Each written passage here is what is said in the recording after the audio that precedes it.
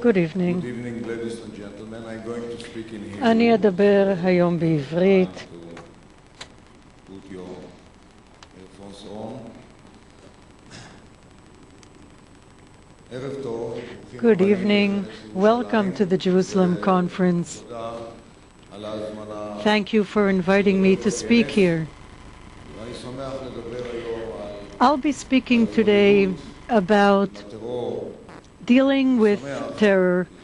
I say I'm happy to do so because this gives me an opportunity to give you my views on the subject, and I'm equally glad not to need to speak about the Israeli-Palestinian conflict. ציונות היוותה יעד. Zionism was a target for terror activity practically since the beginning of the return of the Jewish people to the land of Israel. Terror was an important catalyst for our self-defense. First the Shomer in 1908, then the Haganah, the Etzel, the IDF too devoted a lot of effort over the years to anti-terror activities and protecting the state of Israel, in addition to protecting the state of Israel from invasion by foreign enemies. After the 1973 war, terror became the preferred mode of action of our enemies.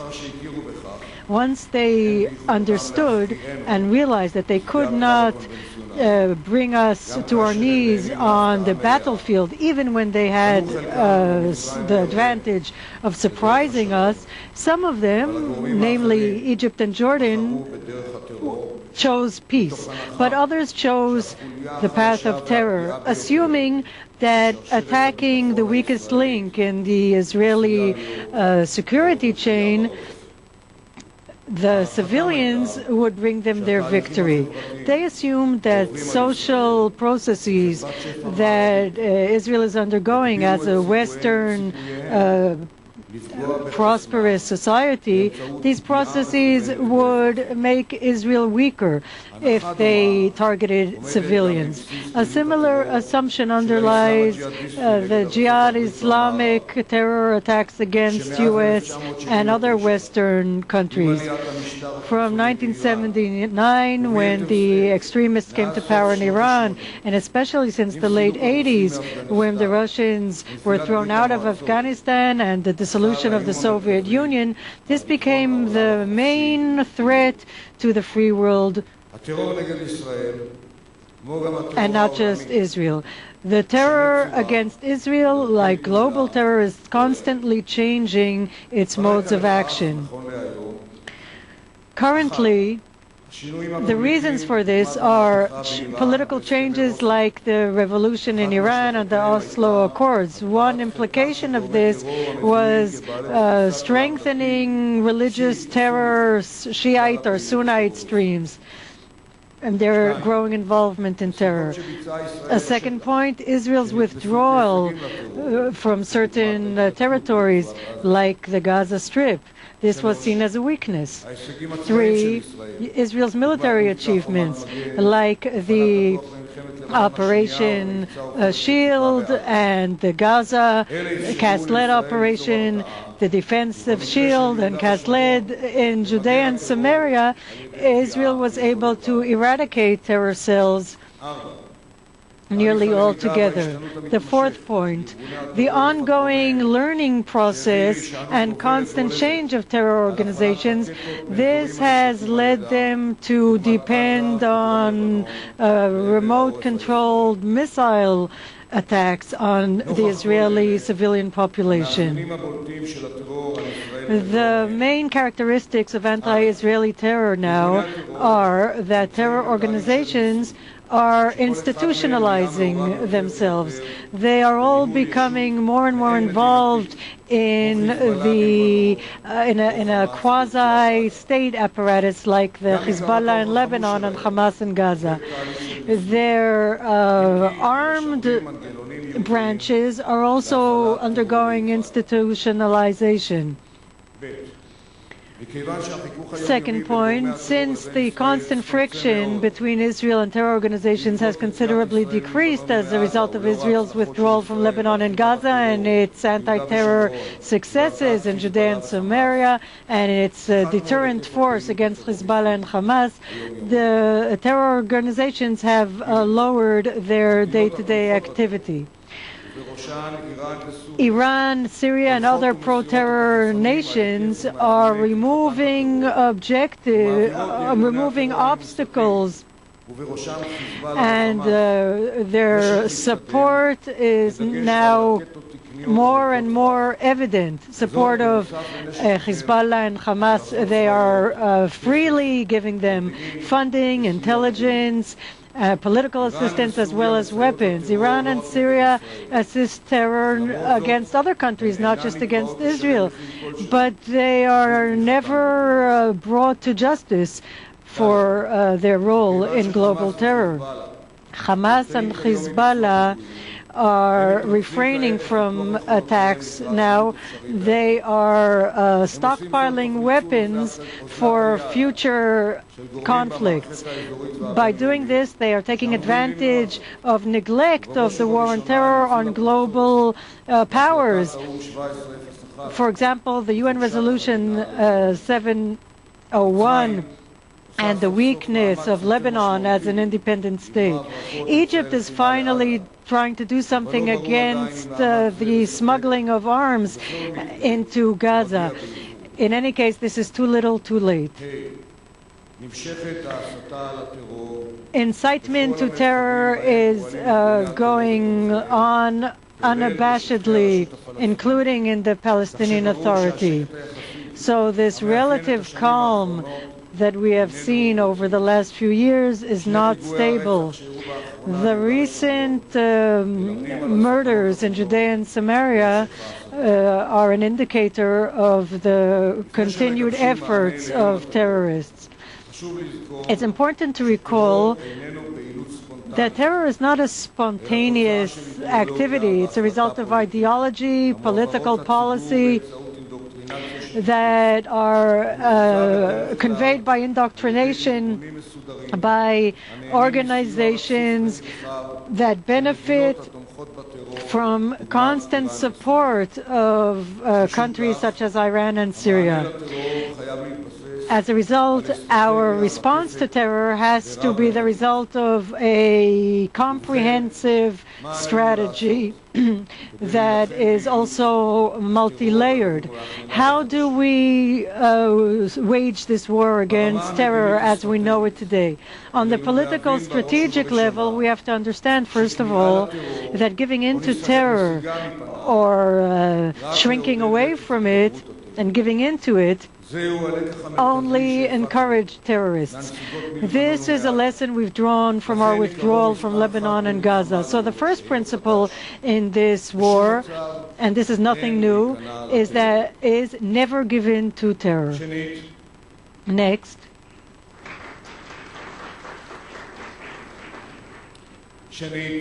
Next, we must be stubborn and insist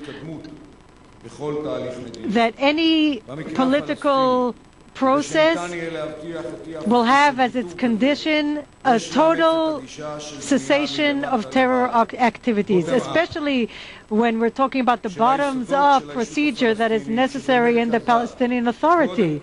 There we need a change, a radical change in the educational message to counteract terror, to denounce terror, to encourage peace. We call for a total change in their policy, and they have to join our war against terror. This has not yet happened. In addition to maintaining law and order, improving the economy, and ensuring the monopoly of power within the state. Without these far-reaching changes, a political agreement will be nothing but a ceasefire a temporary ceasefire that will just give more time to terror organizations to reassemble. We have to assist anyone willing to go in this direction, and we have to take harsh steps against those who persevere in the acts of terrorism. We have to make sure that the intention is wholehearted when someone says that they have stopped pursuing terror. Israel must be recognized as the national homeland of the Jewish people with the necessary security measures. This hasn't happened since Oslo or since the very beginning of Zionism by these organizations. We have to maintain our deterrence. It should be made clear that we can retaliate harshly against any attack, and we have no qualms about doing so. There's an important principle that we have to uphold here, that offense is the best defense. Next, we have to make every effort to prevent stockpiling weapons on the part of terror organizations so that we can continue to protect our civilian population. In addition, we have to strengthen the social solidarity and inner resilience in Israel. The conviction among us that we are right. We need to prove that terror can be overcome, even if it will be a long and bloody battle. We also have to ensure that the war on terror is integrative, comprehensive, and well coordinated on the political, social, economic, military, psychological, cultural fronts, all at the same time. By no means should we regard this as a military threat only. At the same time, we have to maintain our moral advantage and ensure the legitimacy that is so important for our freedom to retaliate. We have to instill this among the general public, the military, and the international community. Israel, as a country, and the IDF are maintaining the highest moral standards and have always done the utmost to prevent harm to civilians. We have to be cautious when we are faced with hateful anti-Semitic documents such as the Goldstone report.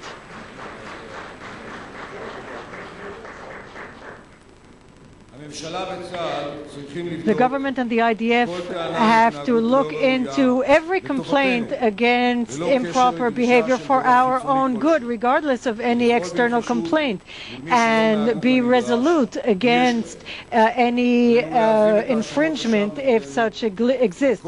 We have to retort wherever this is appropriate and do whatever we can to improve Israel's image all over the world and work in a concerted way on the legal, educational, media, and economic fronts.